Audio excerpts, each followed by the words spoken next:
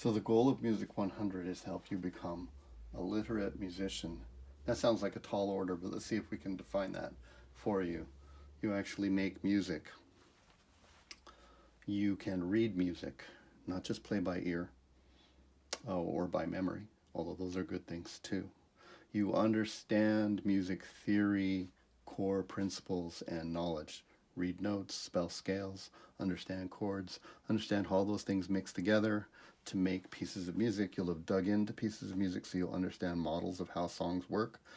You can write harmony lines in a variety of styles. You can arrange a piece to have a beginning, a middle, and an end, and subsections in there. And most importantly, you've done these things enough and internalized the techniques and know how to use the tools well enough that you can solve problems like how do I learn a new piece of music effectively and efficiently? How do I approach something in there that's really problematic? How do I get help? What tools are appropriate? For instance, can I play in time with a metronome? Metronome is a tool that you'll learn to use. It's actually one of the most important things you can learn to mechanically do as a musician, other than make sure that your technique is physically correct on your instrument so that you don't cause yourself problems, slowdowns, dead ends, injuries. Um, that's what it means. And everything that is in this class will guide us and lead us there. I want to contrast this against theory classes, lessons, and YouTube.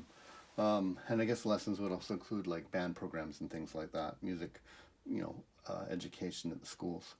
Theory classes in general teach you how to read your notes, spell your scales, understand how chords work, all those kind of things. And we analyze music and there might even be some small forays into some writing, but that's sort of it right there. We'll certainly do all that.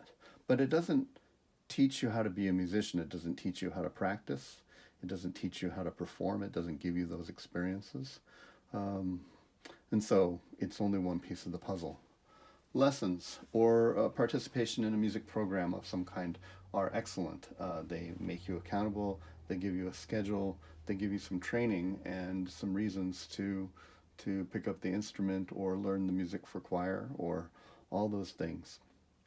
They usually put a teacher in your path that helps you get generally pretty good technique.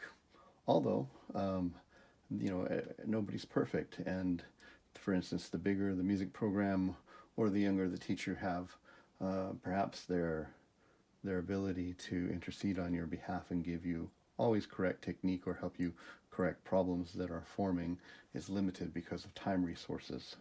Um, but it's good, and that's what you get. Usually, though, lessons give you only as much music theory as you need to be applicable to learning the piece of music you have. So, reading the notes, counting rhythms.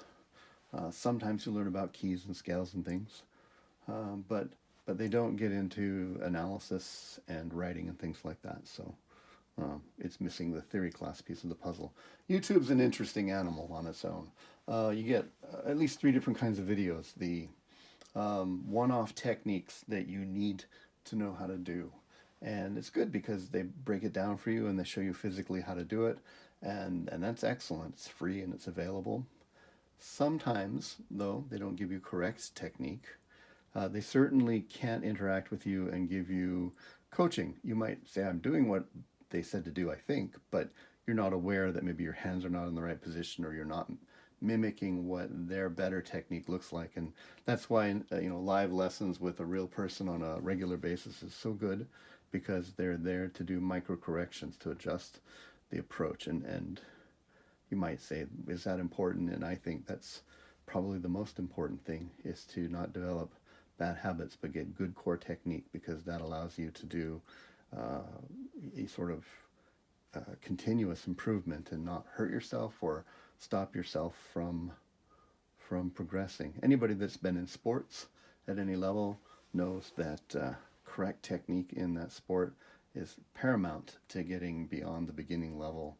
If you're heel striking in things when you're running, or if your technique going over the high jump or pole vault or something is incorrect, you are limited in what you can do, and you can do yourself an injury. And that's so very important. It's not just raw strength. Technique is so very, very important. So YouTube can sometimes lead you down to the path of of poor technique just because you don't have a teacher there looking at your technique and correcting you and such.